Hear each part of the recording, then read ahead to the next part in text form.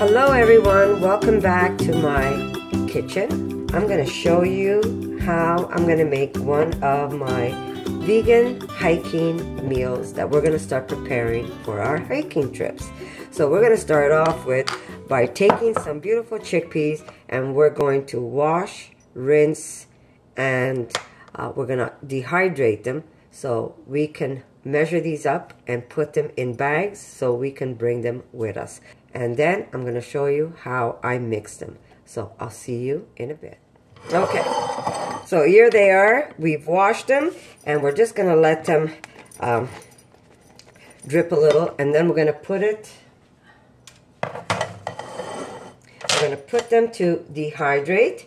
I'll put a little description underneath the video how long it took to dehydrate these chickpeas.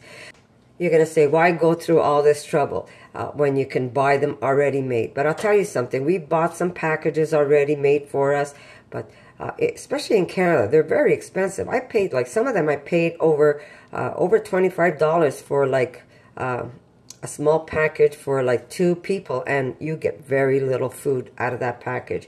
Where this is going to cost me 89 cents a can. I've got 2 cans here. I'm going to be able to make more than a meal for 2 out of this. I'm going to be making a lot of packages, and it's going to cost us so much less, and really there's no work at all. I'm going to put this to dehydrate, and I'm going to forget about them. And then it's a matter of putting some ingredients together and putting them either in a Ziploc, or if you want to put them in one of those bags that you seal and pull out the air if you're storing them for a longer time of period. But it really doesn't take long. So the whole idea is to make some healthy, pretty high-calorie meals for yourself, and that's really what you're going to add to it. Because chickpeas are good calories, but they're not super high calories. So we will be adding things like coconut powder to bring up the calorie. But again, if you're looking for a lower calorie meal, there's other things you could do where you don't have to add so much more calories to your package. But we're going to start off with taking these and putting them on here, and we're going to dehydrate them. I'm going to put as much as I can on here. Spread them out even. I've got more than 1 tray. I'm using a Good For You dehydrator, and I'm pretty lucky right now because I've got an oven that dehydrates for me, but otherwise you do need a dehydrator to do this. I should be able to even put all of this on 1 tray. If I get it on there right, I should be able to put all of them on here. And when these get dehydrated, you're going to have so much less on this tray. But very easy to do, guys. So this is your first step, is to dehydrate some of your items. And if you could find some things for cheap, like we found some mixed vegetables at the bulk barn for very little. But otherwise, it doesn't take long to dehydrate some food. And basically, you just put it in your dehydrator and forget it. And then it's a matter of putting things together for yourself. So I will need another tray. So I will get another tray, and I'll put the rest on my other tray that I have ready. So I'm going to put these to dehydrate, and then when I come back, I'll show you how we mix our ingredients together and how we calculate the calories for the meals that we're going to be bringing with us. So I'll see you in a bit, guys. Okay, so we're back, and here are my chickpeas. I've got 2 trays like this, and they're nice and dry. Now, how do you know when they're dehydrated? You should be able to pick them up, and there's no more give. If you squeeze this, there's no give. So you know that they're completely dehydrated. Now, you could simply keep these in a jar. Once they're cooled off, you could keep them in a jar, and you could also put one of those little bags to keep moisture out. I'm going to show you. Here we go. I bought these for the purpose of drying my my veggies, and it keeps the moisture away. And what's good about the ones that I bought is that they change color. If they picked up a lot of moisture, the silica inside turns blue, and all you have to do is put this in either a microwave or an oven, and it goes back to the white color, and you can reuse them again. They're also in paper, so if it goes in the garbage, the paper will biodegrade, and so it doesn't leave any plastics around. But there you go. I'm going to put one of these in a Ziploc, and I'm going to add these chickpeas in there, and I'm going to have them ready for when I make my my food that we're going to bring hiking with us. So very easy to do. Now, how long did it take? I'd say it would take about maybe a good 20 hours to dry everything. So there they are, dehydrated chickpeas, and all we need is a little bit of water to bring this back to life again. And because I'm using the canned, or again, if you have them already cooked, you can cook them and then dehydrate them. Any way that makes life easier for you. I have them already in jars, so I'm going to use them.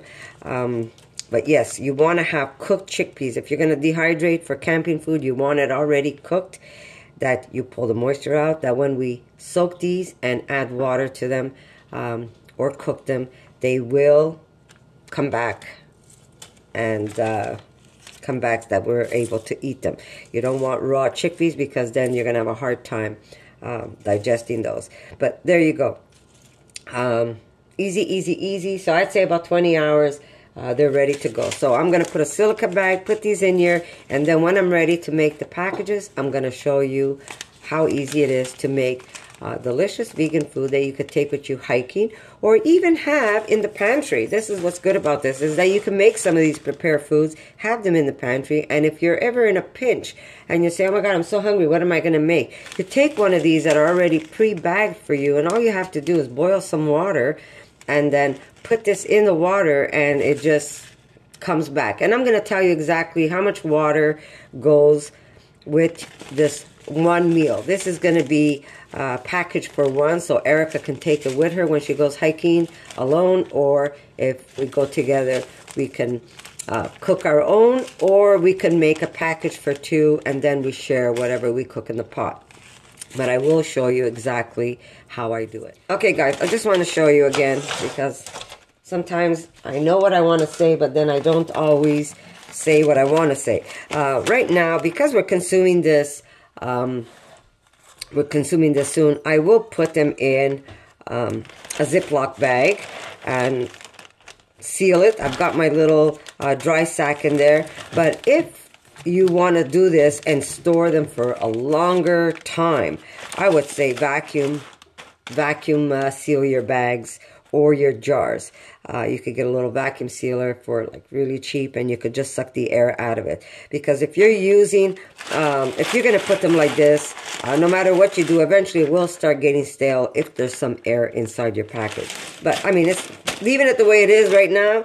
I'd say, you know, for 6 months you have no problems. You can still use it the way I have it here, but do remove more air out of it. The more you remove out of it, the better it is. And that goes with anything that you're going to dehydrate and put away. Otherwise, it will eventually start getting gnarly on you. And if you are going to vacuum seal this, because they get so hard, I would say maybe put a liner around the chickpeas. This way, when it gets vacuumed, nothing sharp will penetrate through the bag and then get the air in it. So what you could do is maybe either put it with a double bag, leave it open, of course, the inside bag, so when you're vacuum sealing, the air comes out of both bags. So this way your chickpeas won't break through your vacuum seal bag. Otherwise, it might, especially if there's little sharp edges. When you make it nice and tight, you always tend to have little pin marks, and then you eventually get air in it. So that's another way you can do it. So I would say double bag anything that's going to be a little sharp, like rice, especially rice. They get so sharp, they're like needles. So I would say double bag it. You can use a cheap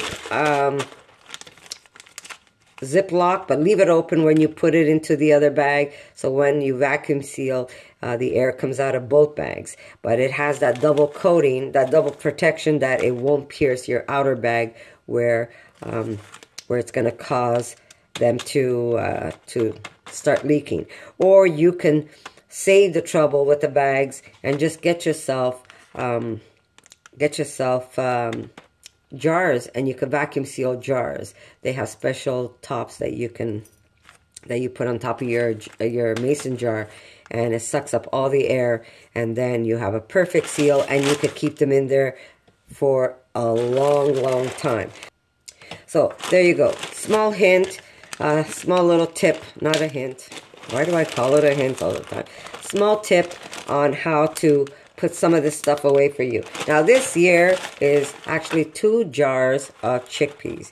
I mean, it really shrunk tremendously because I could put all of this in one jar right now and I still have room on top of the jar. So they do lose a lot of moisture, and they're nice and dehydrated. So there you go. So I'm going to see you very soon, and we're going to continue this video. Okay, so the next step is I'm dehydrating spinach, and because I'm able to do it in my oven, it's going to make my life a lot easier. I've stacked them up because I don't care if they stick together. They're going to be going into the package anyhow. Stacked or not stacked. If they're stuck or not stuck, they're still going to be good. So next step, dehydrate some spinach, and I put a whole package, large package of spinach to dehydrate. For more videos like this, make sure to subscribe to Connie's RAWsome Kitchen, give it a thumbs up, and share it with your friends.